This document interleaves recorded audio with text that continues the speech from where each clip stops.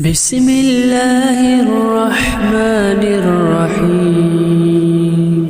اللهم وسع علي رزقي، اللهم عطف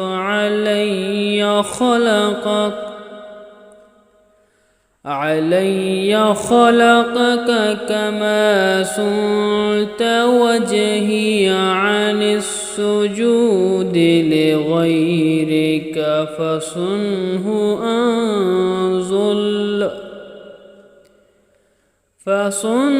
عن ذل السؤال